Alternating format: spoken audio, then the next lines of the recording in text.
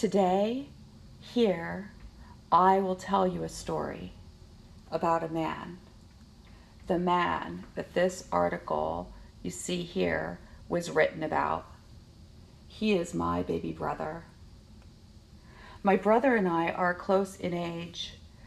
I've always thought of us as fraternal twins, though we lost touch. He is 2 years my baby brother. But when he was 13, he shot up and didn't stop growing until he was a full foot taller than me.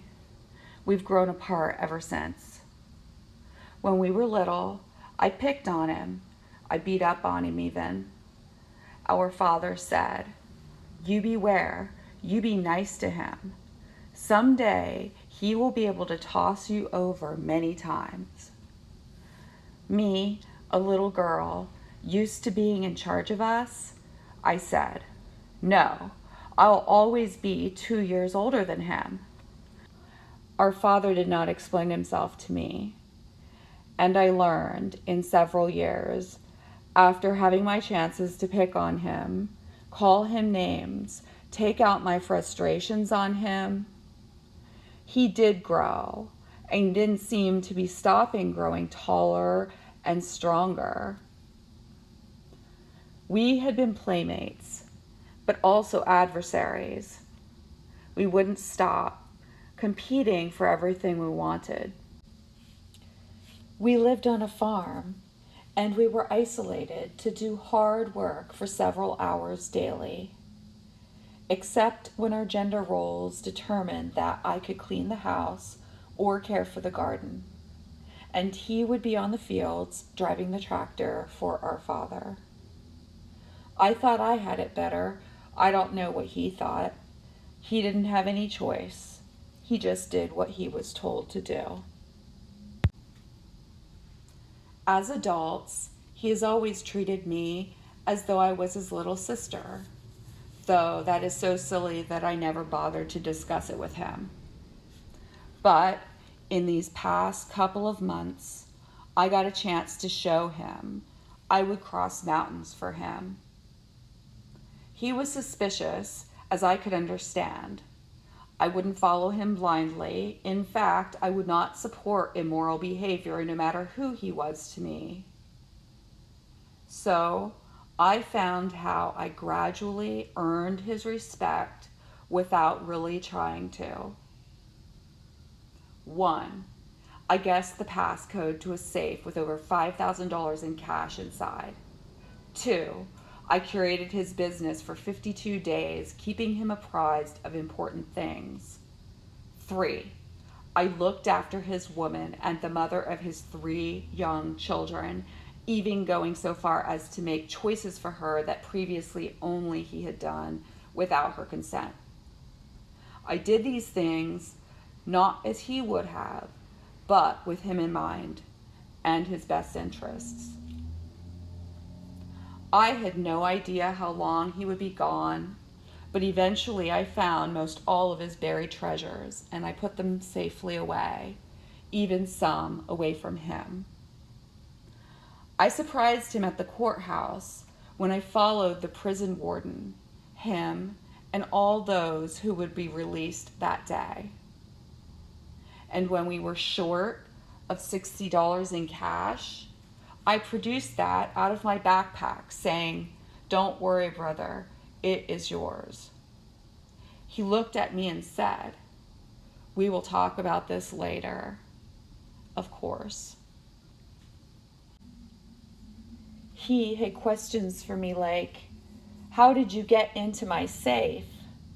I replied, "Because apparently we think alike." It was strange to me too when the very first number I guessed was the 8-digit combination to your safe. I had been hearing for 2 months since I had been there from everybody who had had even a 5-minute conversation with me. "Wow, you talk just like your brother," or "Wow, your eyes, they are just like your brother's." I was surprised, but had actually been getting used to it. So, when I happened to guess the 8-digit combination to the safe, I was practically cocky about it, but still, I didn't trust it. So I didn't put anything important in there until I could understand how that safe actually worked. Because an 8-digit combination is not the extent of how this kind of safe works. The day we brought him home after my plunking $25,000 straight cash onto the counter of the office in the courthouse, directly across from the district attorney, my brother asked me where I had transported this 150-pound safe to, and when I showed him, he sat down there in front of it, opened it up, and immediately began to count every bill. I recited to him all of the currency and all of the denominations, showing him that there were only $60 missing from his previous last count. It seemed to satisfy him. Quietly, he carried the 150-pound safe from my closet and back to his apartment in the dark. The next day and those following were spread with trust tasks and extended opportunities for him to show me and me to show him that we did trust and love one another, not because we are siblings and grew up in the same bizarre environment as one another, but because we trusted that the other was a person we would trust day by day, and that was it. I trusted in the same strange way as he did. We would say things separately, and others would tell us that he had just responded the same way 30 minutes before I showed up. We hadn't spent more than 2 hours together in a year and a half, and yet we could think the same ways and start to trust again. We were warriors on the same paths, or whose paths had crossed, purposely this time. I couldn't believe it. One of these days, as we came home from going out to dinner at a restaurant that a lady he knew had just started up, he told me about something that happened when we were teenagers. He said, "Do you remember when we took that bus trip to Dorney Park with our mom and aunt?" I said, "Yes, vaguely. I haven't thought of that in a long time." He repeated himself, as his speech pattern was prone to do. "So you don't remember a bus trip we took to Dorney Park?" I said, "Okay, yeah, let's say that I do. What about it?" He said, "Well, I was about 13 and you were about however old, and there was a guy sitting behind my seat. He was bothering me. I had my seat tilted back and he was hurting me and he wouldn't stop. He was being nasty.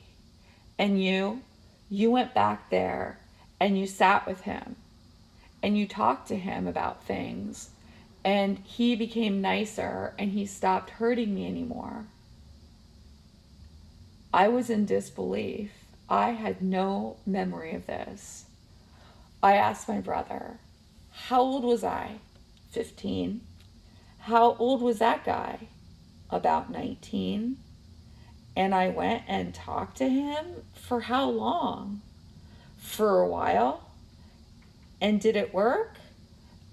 Yeah, he stopped being mean to me." Wow. Wow.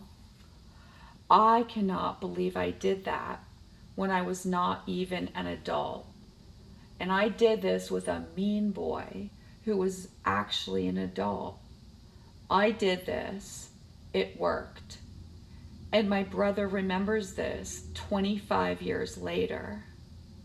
My brother, the one who is over 6 feet 3 inches tall and who just survived 5 assaults in prison, and always in our adulthood treated me as his little sister.